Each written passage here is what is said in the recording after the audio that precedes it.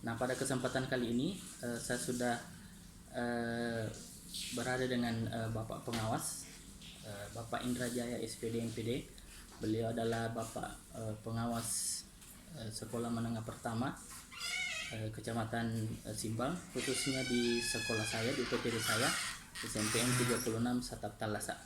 Assalamualaikum Pak, selamat siang. Selamat siang. Jadi terkait masalah-masalah pendidikan Pak, khususnya kita di tingkat sekolah menengah pertama. Ya. Selain banyaknya keberhasilan, tentu juga ada beberapa permasalahan-permasalahan yang mesti kita cari pokok penyebab dan solusi kiranya nanti. Nah, di sini saya sudah mengidentifikasi Pak beberapa permasalahan-permasalahan yang biasa timbul di sekolah-sekolah kita, khususnya di tempat unit kerja saya Pak. Nah, kiranya Bapak bisa memberikan pendapat atau mungkin masukan tentang masalah-masalah ini.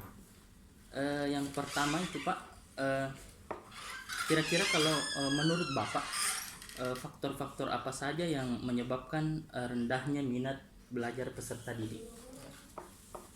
Jadi jika kita melihat bahwa selama ini terjadi permasalahan di sekolah tentang minat belajar peserta didik, ya memang disinyalir bahwa kebanyakan itu rendah minatnya yang untuk belajar. Itu disebabkan beberapa faktor. Yang pertama adalah adanya kekurangan perhatian orang tua di rumah yang mengontrol anaknya untuk melaksanakan pembelajaran di rumahnya atau untuk belajar di rumahnya. Yang kedua adalah terkadang siswa tersebut di dalam bergaul, ya, artinya berteman, ini terpengaruh dengan teman-temannya yang juga mempunyai minat belajar rendah. Akhirnya ya siswa tersebut ya ikut-ikutan untuk mengikuti pengaruh temannya tersebut.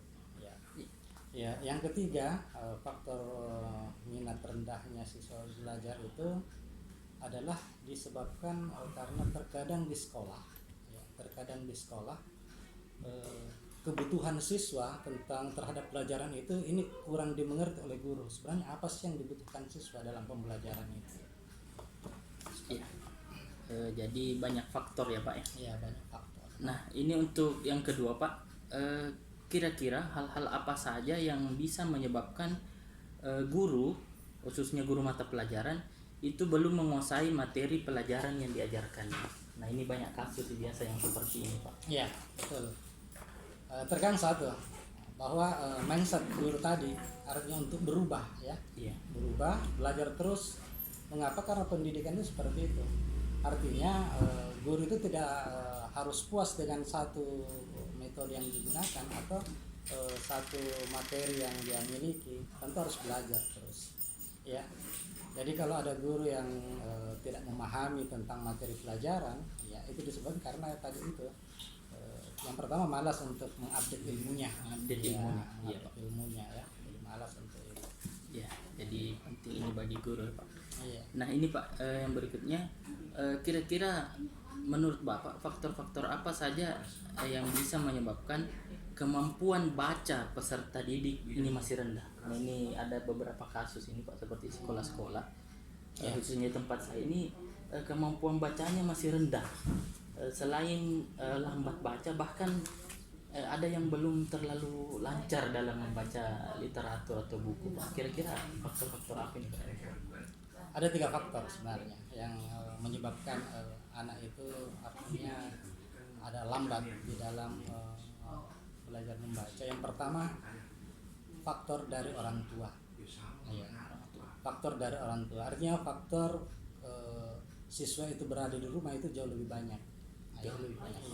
Akhirnya jika di rumah dilatih terus membacanya, tentu anak tersebut akan menjadi lancar. Tetapi terkadang apa yang didapatkan di sekolah, misalnya di sekolah sudah diajarkan membaca, setiba di rumah tidak diulangi, apalagi dilepas begitu saja oleh orang tuanya, ya akhirnya ya siswa tersebut tidak terbiasa atau tidak terlatih.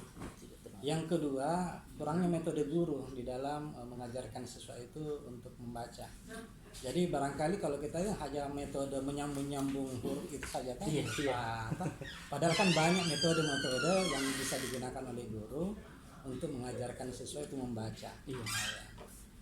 Yang ketiga, dari faktor anaknya tadi, anak siswa itu sendiri ya. Nah, jika siswa itu keinginan tahunya untuk belajar membaca tinggi, ya pasti seperti itu. Dia akan mampu. Jadi banyak faktor juga Pak yang menyebabkan. Nah, berikutnya Pak, dalam di lingkungan sekolah biasa masih kita temukan guru-guru yang belum memahami model-model pembelajaran inovatif. Nah, sehingga belum menerapkan model-model pembelajaran inovatif ini. Nah, kira-kira penyebab-penyebab hal seperti itu biasanya seperti apa Pak? Satu ya, guru itu artinya merasa puas dengan satu metode yang digunakan. Yang kedua, guru itu tidak mau belajar, ya, tidak mau belajar tentang berbagai macam beragam metode yang bisa diaplikasikan. Yang ketiga, biasanya guru itu aktif mengikuti seminar-seminar, kemudian workshop, tetapi dia tidak berusaha untuk menerapkannya, sehingga metode itu tidak terlatih untuk diterapkan. Yang ketiga, guru itu biasanya malas berkolaborasi dengan guru-guru yang lain. Artinya bertanya jawab dengan guru tentang bagaimana metode itu. Misalnya di antara satu mata pelajaran saja, kalau guru itu bertanya kepada temannya mengenai penerapan beberapa metode, pasti itu juga bisa diterapkan di sekolahnya.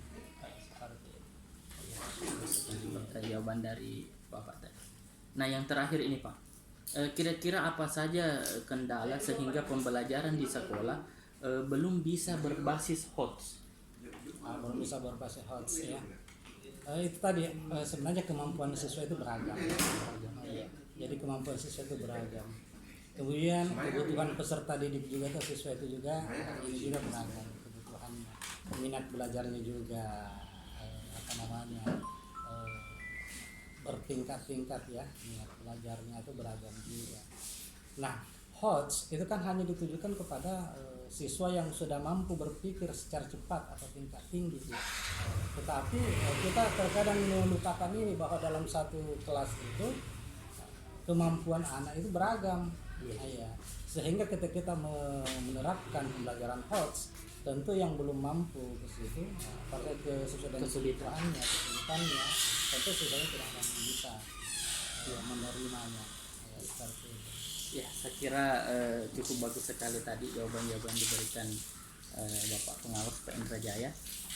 Untuk pertemuan kali ini cukup sekian Pak. Terima kasih atas waktu yang diberikan kepada saya. Semoga kedepannya ini bisa juga jadi masukan untuk guru-guru, khususnya untuk saya. Terima kasih banyak Pak. Ya, makasih. Ya, demikianlah tadi teman. Assalamualaikum warahmatullahi wabarakatuh.